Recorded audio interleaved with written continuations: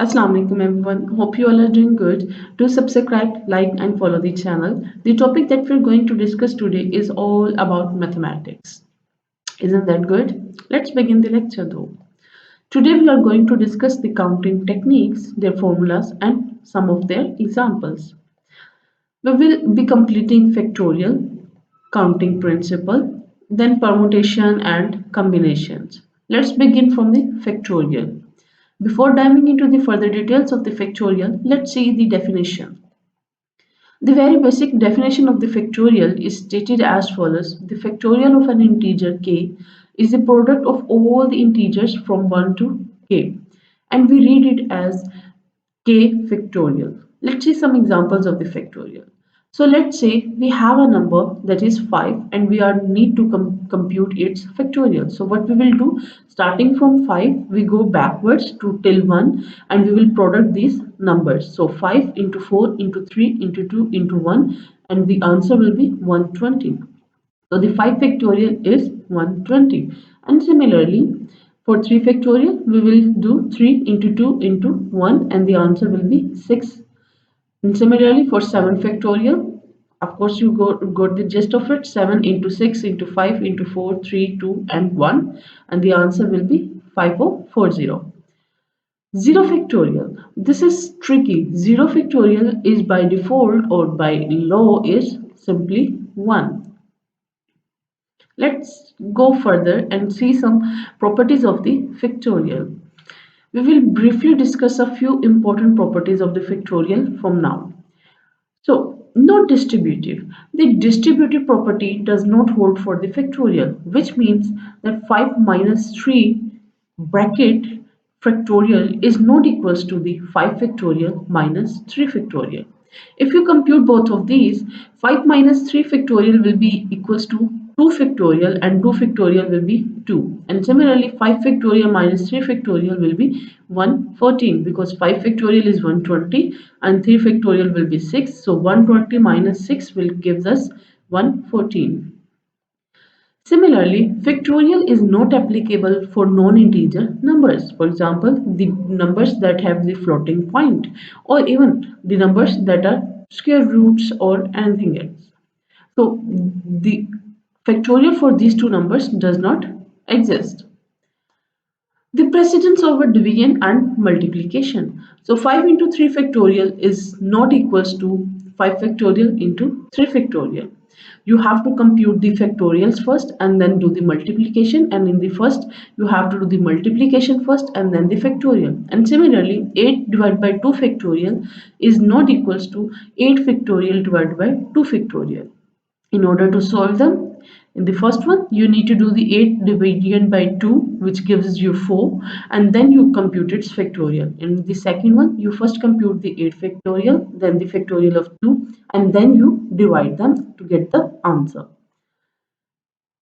So there are different ways to solve a factorial. For example, if we have 7 factorial divided by 5 factorial, we can do it something like this. We can compute the factorial of 7 and then the factorial of 5 and then we can cut the same integers. For example, 5, 4, 3, 2 and 1.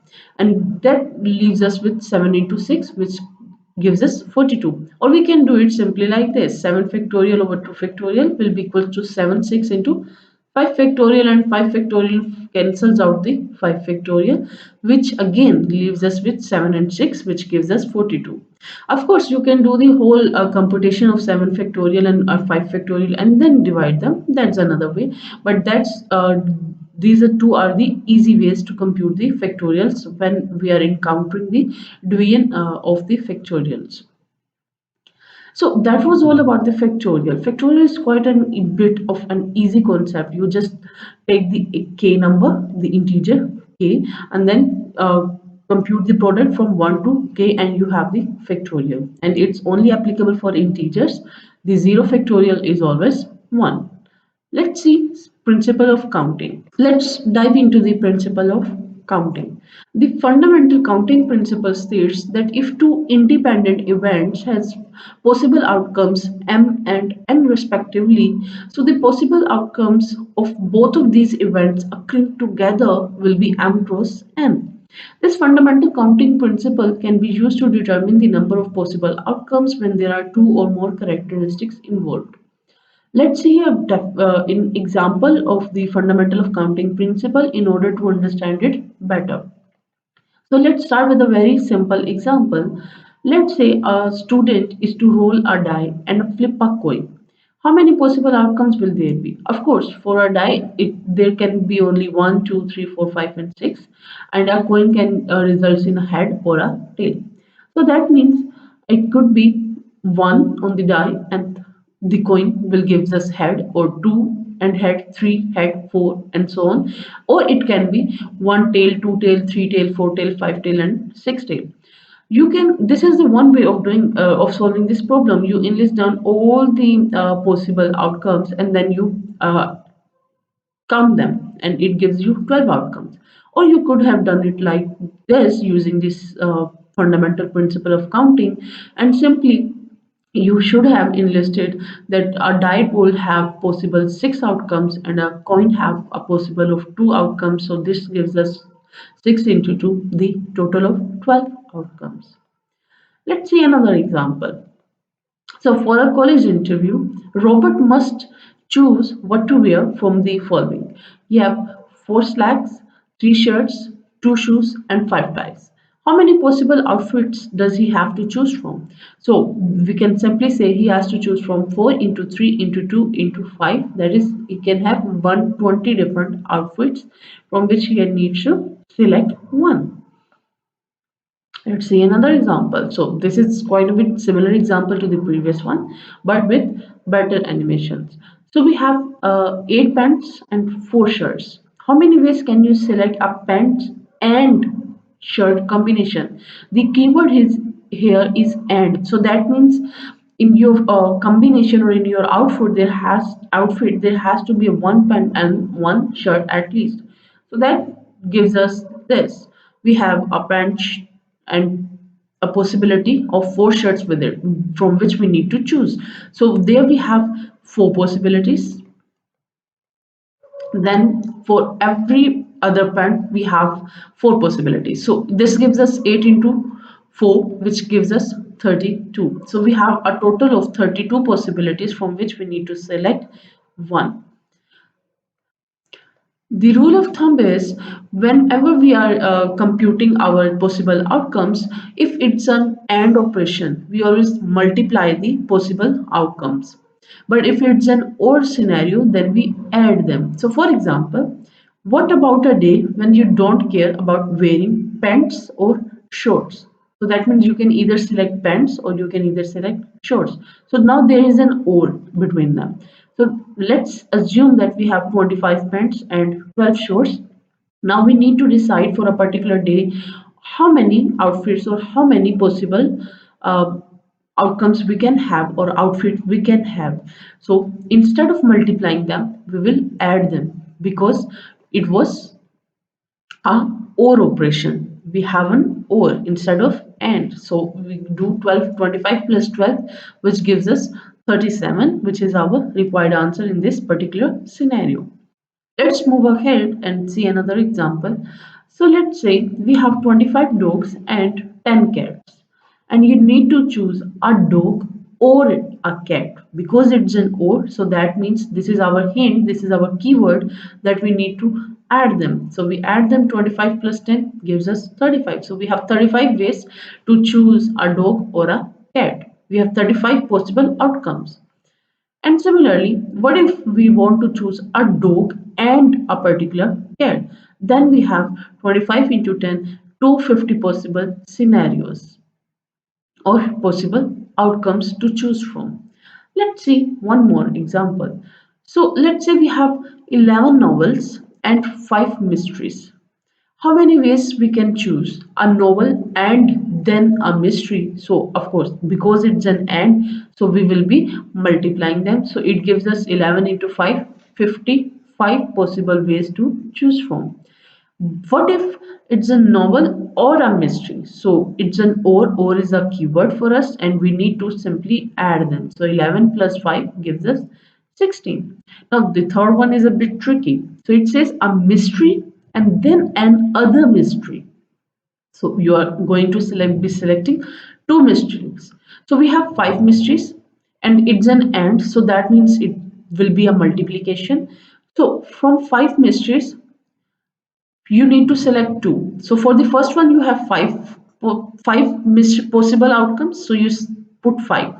But after selecting one mystery book, you only have four mystery books left, which means there can only be four more possible outcomes. So that means we are 5 into 4 is equals to 20. We have 20 mysteries, sorry, we have 20 outcomes, possible outcomes, or we have 20 different ways in which we could have selected. Similarly, you pick one, how many left to choose from it. Okay, next is permutation. We are going to see permutation, and it's also about the possible outcomes. There is permutation and then the combination. We will see the formulas for both of these, but let's see a very simple example of permutation to actually understand it. So the question states the number of ways to arrange the letter A, B, C in three spaces. We have three spaces and we want to arrange this particular letter A, B, these particular letters A, B, and C. So the one way to do that is we enlist down all the possibilities. So we have ABC, ACB, BAC, BCA, and CAB, CPA, and so on. Or we can say that the number of choices for first blank, for example, the first very space, we can fill it with three possible alphabets, either with A or B or C. So we have three possibilities to fill that. After filling this first blank, we will only have two alphabets left. So that means the choices for the second blank will be simple, two choices. And after filling the second blank, we will be only left with one particular alphabet, which leaves us with the third blank choice, which gives us only one. So that gives us the total number of ways that in which we can actually arrange the letters A, B, C. It's 3 into 2 into 1, which gives us 6, which is exactly equals to the 3 factorial. So here I have the permutation formula. NPR is equals to n factorial divided by n minus r factorial. Here n is the number of people or things from which you are actually choosing from, and r is how many things you are going to be arranging in your problem. So n is the total, how many things are there from which you are choosing from, and r is how many things that are you are going to be arranging. So let's see. Remember the formula though, it's NPR is equals to m factorial divided by n minus r whole factorial. So let's assume that n is 8 and r is 3. We are not discussing any specific example for now. We are just discussing that let's say we have 8 particular things and we need to arrange 3 particular things from those 8.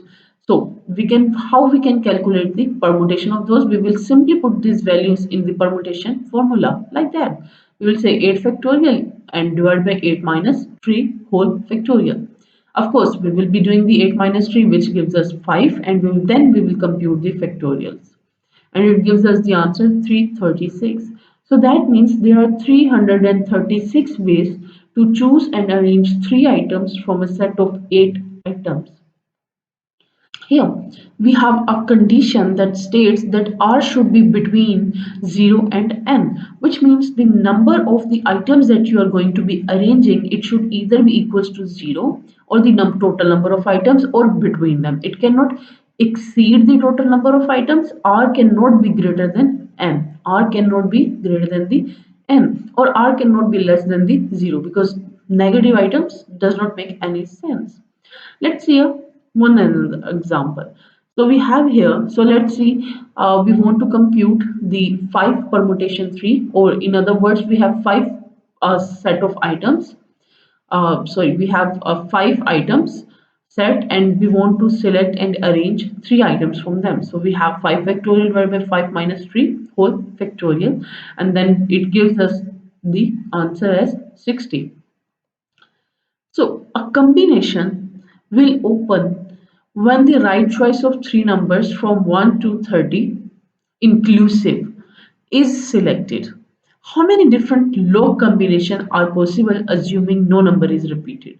So that means we have 30 numbers from which we need to select three right numbers, three correct numbers, and we need to arrange them in an order to open the particular lock. So we are going to compute how many ways are there to actually have three numbers chosen from 30 numbers and then their places. So only one of them will unlock this particular loop. So we just need to see how many possible outcomes are there or how many possible ways are there in which we actually try to unlock the loop.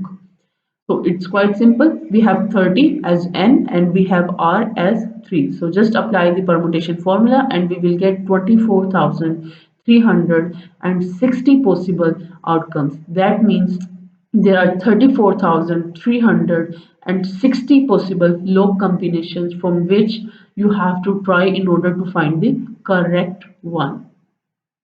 Let's see another example. So it says from a club of 24 members. So that means we have 24 members. N is equals to 24. A president, vice president, secretary, treasurer, and historian are to be elected. In how many ways can the offices be filled? So we need to select actually president, vice president, secretary, treasurer, and historian. We need to select five different persons from from a set of 24 members. So it's quite simple. Apply the permutation formula and we have the answer as this. So there are so many ways in which we can actually select a president, vice president, and etc. from 24 members. Let's discuss a few key points of permutation. The very first thing is in permutation, you have a whole group of elements or entities from which you need to choose a few.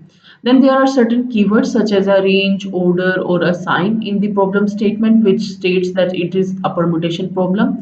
And in permutation, the order matters. So let's see. 8 cars parallel parked along one side of street. How many ways can all 8 be arranged? So here arrange is the keyword which gives us a notation that it's going to be a permutation problem.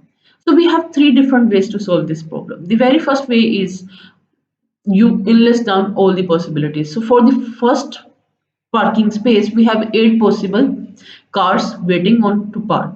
So once we have filled that particular space, then we have 7 cars left. Once that second place is filled, we have 6 and 5 and 4 and 3 and 2 and 1. The second is you simply compute the 8 factorial and it gives you 40,320. Or the last thing is you do the permutation, and in permutation you have 8 cars and you need to select 8 cars. So R is equals to N in this particular scenario. So you compute 8 permutation 8 and you get the answer as 8 factorial, which gives you 40,320 possible outcomes. So, but how many ways will there be if we want to arrange 5 cars out of 8? So you simply change R from 8 to 5. So we have 8p5 which gives us 66,720 possible ways to actually arrange the 5 cars on the sideline of a street out of 8 cars. Okay, let's see another example. So we have a word Mississippi and we want to arrange its letters. So the formula is quite simple. We say take the total number of the letters and the number of the repeats. How many numbers or letters are being repeated in it. So we see I is being repeated, S is being repeated, and P is being repeated. So we say the repeats. There are 4 occurrences of the letter I, 4 occurrences of the letter S, and 2 occurrences of the letter P. So how actually we are going to arrange these letters? So the total number of the letters is 11 factorial and then the number of repeats. So we have I repeated 4 times, so 4 factorial for I. We have S repeated 4 times, so 4 factorial of S, and then we have P repeated 2 times, so we have 2 factorial for that. Just compute these factorials and we will get our answer, which is 34,650. So there are 34,650 possible ways in which we can actually arrange the letter Mississippi. Let's see another example. So in how many ways can you arrange the letters of the word appearing? Let's take it. Let's see another example. So, in how many ways can you arrange the letters of the word appearing? So, what we need to do? We need to compute the total number of the letters and then the repetitive. So, we have the total number of the letters as 9, and then we have A repeating 2 times, so 2 factorial for that, and then we have p repeating 2 times for the 2 factorial for that. So 9 factorial divided by 2 factorial into 2 factorial, which gives us 90,720 possible ways to actually arrange the word letters in the word appearing. Let's go move ahead and see combination. So a combination is an arrangement of items in which order does not matter. So in permutation, the order mattered, but in combination, the order does not matter. Since the order does not matter in combinations, there are fewer combinations than permutations. The combinations are a subset of the permutation because permutation is all about the order, and in combination the order does not matter. So combination will all be fewer than the permutation. So let's see.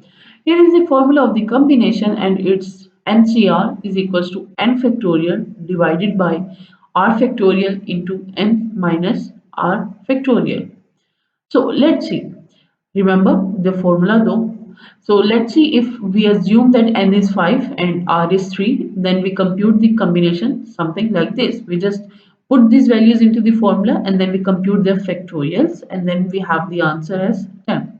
So that means if we have 5 possible items and from them we need to choose 3, so there are 10 possible ways in which we can choose. So let's see an example to better grasp the concept of the combinations. So to play a particular card game, each player is dealt 5 cards from a standard deck of 52 cards. So how many ways or how many different hands are possible in there? So we say we have 52 cards, and from those 52 cards we are dealing 5 cards. So that means R is 5 and N is 52. So just simply put out the values and we have the answer as there are 25,98,960 possible ways a hand can be dealt in a simple card game. Let's see another easy example. So a student must answer 3 out of 5 essay questions on a test. In how many ways can the student select the question? So we say just because there are 5 questions in total, so n is 5 and the student needs to select only 3, so there is r is 3. So you just put the values in the formula and we have 10 different ways, or a student have 10 different ways in which he can select which 3 questions to answer. Let's see another example. So a basketball team consists of 2 centers, 5 forwards and 4 guards. In how many ways we can, or the coach can select a starting lineup of 1 center, 2 forwards and 2 guards. So here, remember, now we are selecting multiples. From 5 forwards, we are selecting 2 forwards. From 4 guards, we are selecting 2 guards. From 2 centers, we are selecting 1 center. So first of all, we need to compute their possibilities. So for 2 centers, we need to select 1 center, and the possibility is that we have 2 options, whether we select the first one or the second one. From 5 forwards, we need to select the 2 forwards. So we have 10 different ways or 10 different outcomes for selecting 2 forwards from a set of 5 forwards. And from 4 guards, we need to select 2 guards. So we have 6 possible outcomes or 6 possible ways in which we can select the 4 guards and 2 guards. So this was only the first part of the answer, in which we have only selected 1 center from 2 centers and 2 forwards from 5 and 2 guards from 4 guards. It says in how many ways can the coach select a starting lineup for these. So that means now we have 2 centers, 10 forwards and 6 guards. Now how many are possible ways are there to arrange them? So we have their multiplication. So 2 into 10 into 6, and we will have 120 possible ways to actually create a starting lineup of 1 center, 2 forwards and 2 guards. So that means there are 120 possible arrangements for them to line up. That's all about the combination here. So we are done with the counting principle, factorial, permutation, and combinations. But remember guys, practice is the key here. Do practice different problems of counting techniques to get yourself more acquainted with. Hope this lecture has helped you to understand the techniques, their formulas, and the examples. If you have any queries or topic requests, feel free to comment them. Have a good day, everyone. Allah Hafiz. Do subscribe, like, and follow to get more interesting lectures.